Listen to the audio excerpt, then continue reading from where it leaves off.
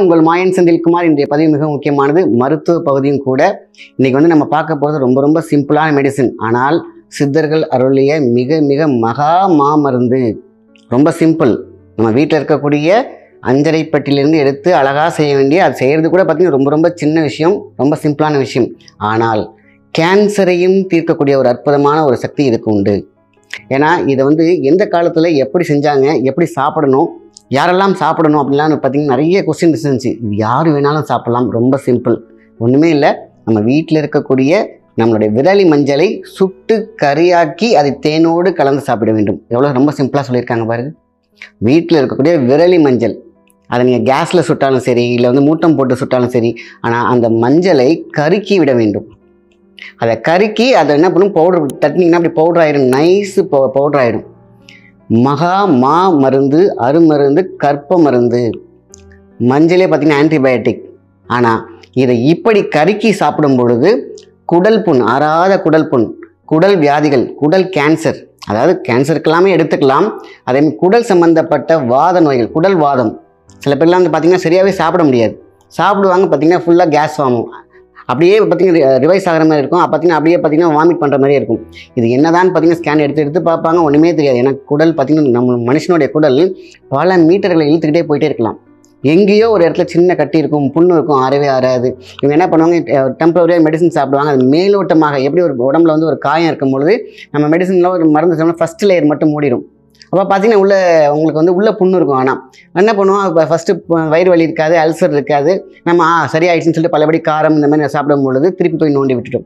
அப்போ எப்போ புண்ணாகுதோ அதேமாதிரி பார்த்திங்கன்னா நம்மளுடைய எல்லா வகையான வியாதிகளும் அப்படியே வந்து நிற்கும். இது வந்து பார்த்திங்கன்னா ஒரு வியாதிக்கு மட்டும் இல்லை, நான் குடல் வியாதிகள்னு நான் ஏன் சொன்னேன்னாக்கா, இது வயிற்றில் இருக்கக்கூடிய இன்றைக்கி நம்ம சாப்பிடக்கூடிய எந்த உணவுமே சரியான விஷயம் கிடையாது. ஆயில் கிடையாது, எல்லாம் ஜங்க் ஃபுட், எல்லாமே கலோபர உணவுகளாக தான் இருக்குது. காலையிலேருந்து சாயந்தரம் வரைக்கும் நம்ம எப்படி எடுத்துகிட்டு இருக்கோமே ஒரு கணக்கையில் வர இல்லை. அதனால் பார்த்திங்கன்னா ரொம்ப சிம்பிளான ஒரு மெடிசின். இதை வந்து ஒன்றும் இல்லை, மஞ்சளை நம்ம என்ன பண்ணணும், சின்ன சின்ன விரலி மாதிரிலாம் எடுத்துகிட்டு நீங்கள் அதை வந்து கேஸில் பார்த்திங்கன்னா ஒரு இடுக்கி மாதிரி வச்சுட்டு சுட்டுருங்க. அப்படி நல்லா கேஸில் நல்லா சுட்டு கரையானோன்னு எடுத்து வச்சுக்கோங்க. நல்லா அப்படியே நெருப்பு மாதிரி ஆயிடணும். அப்போ தான் அது பொடி ஆகும். அரை குறையாச்சுன்னா உங்களுக்கு வந்து பொடி ஆகாது. ஆக நல்லா எரிய விட்டு கருக்கி விட வேண்டும். கருக்கிட்டு அதை இடித்து பொடியாக்கிட்டிங்கன்னா கருப்பாயிடும்.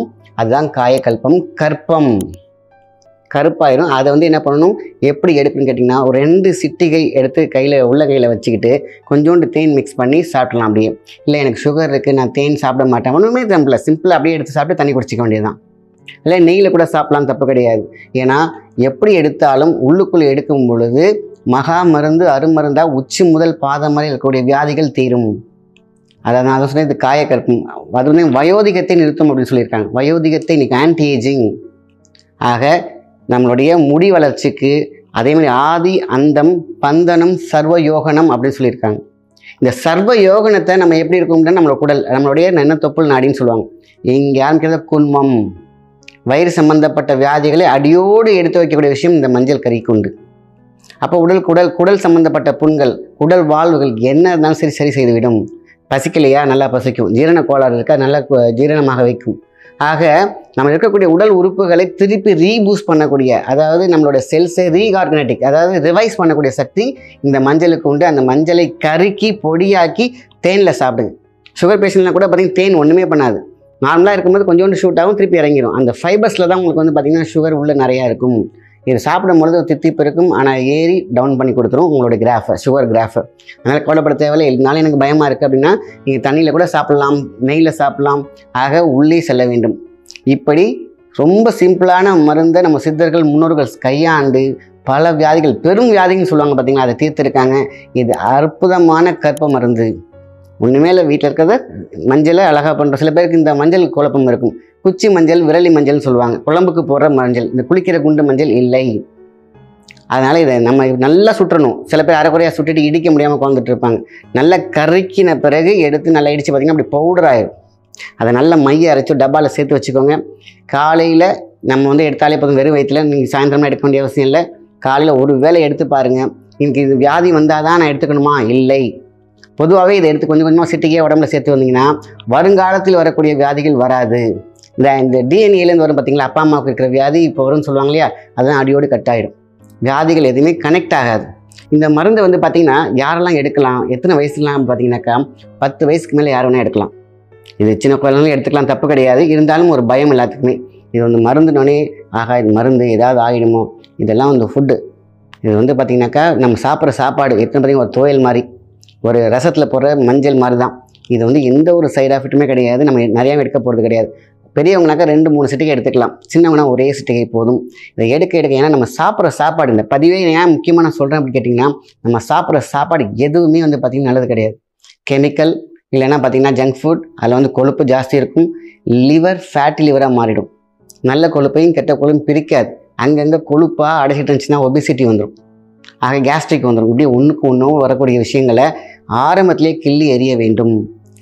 இது வந்து பார்த்திங்கன்னா என்னது சின்னோண்டு மெடிசன், ஒரு மஞ்சள் அரைச்சிட்டா சரியாயிடுமா? சரியாயிருக்கிறது. நிறைய ரிப்போர்ட் இருக்குது. எது சக்ஸஸ் ரிப்போர்ட். அதனால் நிறைய ரிப்போர்ட் இருக்குது. கை கண்ட மருந்து, காயக்கல்ப மருந்து. ஒருத்தவங்களுக்கு எல்லாரும் காயக்கல்பம்லாம் எங்கேயோ எவ்வளோ பெரிய லட்சக்கணக்கில் செலவு பண்ணி காயக்கல்பத்தை செஞ்சு சாப்பிட்றாங்க. எங்கே? நீண்ட ஆயுளோடு வாழ்வதற்காக. ஆனால் நம்ம முன்னோர்கள், நம்மளுடைய சித்தர்கள் வீட்டில் இருக்கக்கூடிய அஞ்சற்பட்டில் இருக்கிற மஞ்சளை கருக்கி சாப்பிட்றாங்க. காயக்கல்பத்தோட மிகப்பெரிய சக்தி கிடைக்கும்னு சொல்லிட்டு போனாங்க பார்த்தீங்களா? சிம்பிளான விஷயத்த அதை தான் உங்களுக்கு சிம்பிளாக சொல்கிறேன். சிம்பிளாக இருக்கிறதுனால அசால்ட்டாக இது என்னத்தை செஞ்சிருப்போம்னு நினச்சிடாதீங்க. செய்து பாருங்கள். வீட்டில் இருக்கவங்க பெரியவங்க சின்னவங்க எல்லாருமே சாப்பிடுங்க. எல்லாத்துக்கும் வருங்காலம் பயங்கரமான காலமாக இருக்கிறது. அதனால் இப்போவே வருமுன் காப்போம். இந்த மருந்து ஒவ்வொருத்தவங்க வீட்லேயும் செஞ்சு வச்சுக்கோங்க. ஒரு ஃபீவர் இருக்கா, சேர்த்து ஒரு 2-3 நாள் சேர்த்து பாருங்கள், அப்படியே இறங்கிடுங்க. எப்பேற்பட்ட காய்ச்சலாக இருந்தாலும், சளி ஜலதோஷம், இந்த உடம்புல இருக்கக்கூடிய வியாதி என்ன இருக்கோ அத்தனைக்கும் இது முதல் மருந்து. காயக்கல்ப மருந்து, எந்த சைடு எஃபெக்ட்டுமே இல்லாத மருந்து. அதனால தான் இது உங்களுக்கும் போய் சேர வேண்டும், மக்களுக்கு போய் சேர வேண்டுங்கிறது தான் இந்த பதிவு. இதை நீங்களும் செஞ்சு பயனடைங்கள். இது மற்றவங்களுக்கும் போய் சேரட்டும். நல்ல விஷயத்தை மற்றவங்க ஷேர் பண்ணுங்கள். மறக்காமல் சேனலை சப்ஸ்கிரைப் பண்ணுங்கள். நன்றி, வணக்கம்.